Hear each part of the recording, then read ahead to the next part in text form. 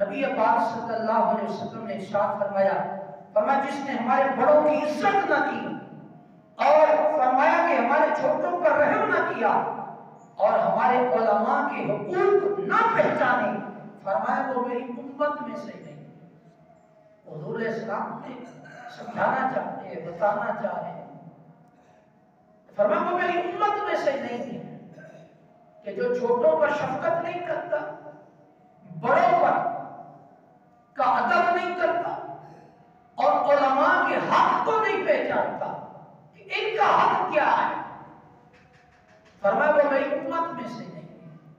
اور یہ جو جملہ بولا جاتا ہے میری امت میں سے نہیں ہے، یہ نبی پاک علیہ السلام کی طرف سے اظہار ناراضگی ہوتا ہے۔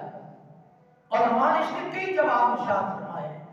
ملا علی قاری رحمۃ اللہ تعالی علیہ نے مرقات شرح مشکات کے اندر فرمایا کہ یہ جو حضور فرماتے ہیں وہ ہماری امت میں سے نہیں ہے، فرمایا ایک تو مطلب یہ ہے کہ وہ ہمارے طریقے پر نہیں ہے۔ ہمارا طریقہ یہ ہے کہ علماء کے حق کو پہچاننا جائے، کیونکہ انہوں نے جوانی کی عمر اللہ اور اس کے رسول کے احکامات سیکھنے میں گزار دی ہے۔ حالانکہ اس جوانی کے اندر انسان پتہ نہیں کیا کیا کرتا ہے، لیکن وہ اس جوانی کے عالم کے اندر بھی مدارس میں بیٹھ کر قرآن و حدیث سیکھتے رہے۔ اور قرآن و حدیث سیکھنے کی وجہ کیا تھی؟ اللہ رب العالمین کے اس فرمان پہ عمل کرنا تھا کہ تم میں سے ایک گروہ ایسا ہونا چاہیے جو دین میں سمجھ حاصل کرے، اور جب وہ اپنی قوم کی طرف واپس ہو کر جائے تو انہیں اللہ کا خوف ہے، فقط اس نیت کے ساتھ۔ آج کے دور کے اندر جب ماں باپ کی خواہش یہ میرا بچہ ڈاکٹر بن جائے، انجینئر بن جائے، میرا بیٹا جو ہے بڑی پوسٹ پر چلا جائے، ان حالات کے اندر ماں باپ نے اپنے بچے کی قربانی دی اور اسے عالم دین بنانے کے لیے مدارس کے اندر ڈال دیا، اور رات دن ایک کر کے علم حاصل کرتے رہے۔ اور یہ یقین مانی ہم بھی مدارس میں پڑھ کر آئے ہیں، ہم بھی پڑھ کر آئے، ہم نے ایسے سے طلباء دیکھے ہیں کہ جو صبح 5 گھنٹے کلاس کے اندر پڑھتے تھے، اس کے بعد ظہر کے بعد پھر پڑھتے تھے، رات عشاء کے بعد 1 بجے تک 2 بجے تک وہ پڑھتے تھے، فقط اس لیے تاکہ حضور علیہ السلام کا دین سیکھ کر آگے امت تک صحیح انداز کے اندر پہنچا دیا جائے، تاکہ یہ امت گمراہی کی طرف نہ جائے، تاکہ یہ امت راہ ہدایت سے بھٹک نہ جائے، بلکہ یہ امت جو ہے راہ ہدایت پر قائم رہے اور جا کر دین اسلام کو صحیح سمجھ کر اپنی بھی اصلاح کر سکے، اپنے ماں باپ کی اصلاح کر سکے اور اس معاشرے کی اصلاح کر سکے۔ یہ تھوڑی کوئی بات، آج کا دنیا دار ایک نوجوان کہاں رات 2 بجے تک پڑھتا ہے؟ یہ قربانی ہے ان کی کہ وہ دین سیکھ رہے ہیں اور جوانی کا عالم انہوں نے دین سیکھنے کے لیے قربان کر دیا۔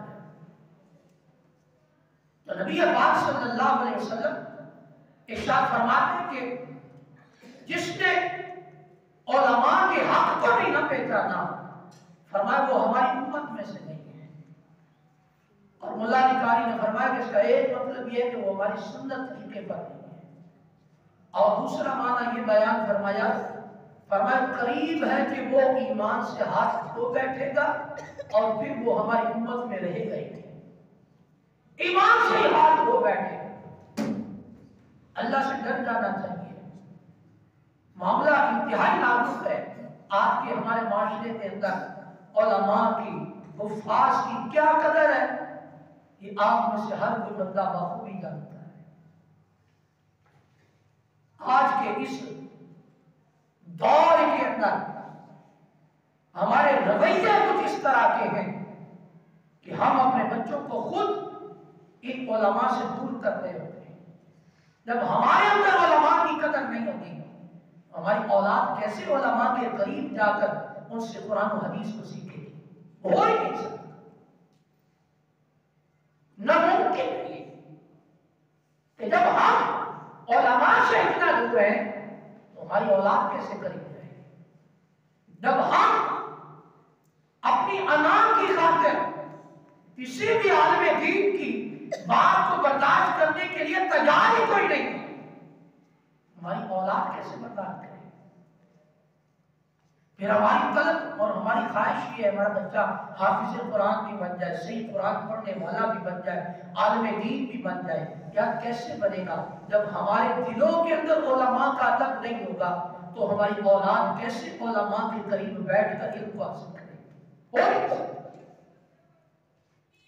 آپ غور فرمائیں کہ نبی پاک علیہ السلام نے کتنا اظہار ناراضگی فرمایا۔ فرمایا وہ ہماری امت میں سے نہیں ہے جو علماء کے حق کو نہیں پہچانتا۔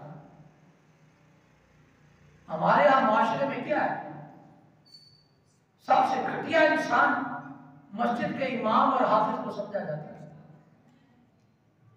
اور یہ ذہن بنایا جاتا ہے انہیں دنیا کا کیا پتا ہے، انہیں کوئی دنیا کا پتا کوئی نہیں ہے، انہیں بس وہ ایک جملہ بڑا سخت بولتے ہیں لوگ، مولوی کی دوڑ جڑے وہ صرف مسجد کا ہے۔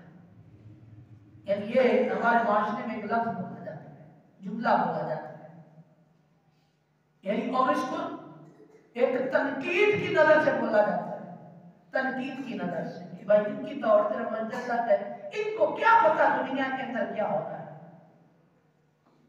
آپ غور تو فرمائیں، جنہوں نے حضور علیہ السلام کا فرمان پڑھا ہو، قرآن کی تفسیر پڑھی ہوئی ہو، علماء کی اقوال پڑھے ہوئے ہوں، کیا ان کے اقوال پڑھ کر، رب کے فرمان پڑھ کر اور حضور علیہ السلام کے فرمان پڑھ کر اسے نہیں پتا چلے گا کہ دنیا میں رہنا کس طرح؟ غور کرنے کی بات ہے کہ ہم نے اس معاشرے کو گندا اتنا کر دیا ہے کہ اس کے اندر صاف ستھرا آدمی، نیک بندہ، اس کے لیے رہنا دشوار ہوتا ہے۔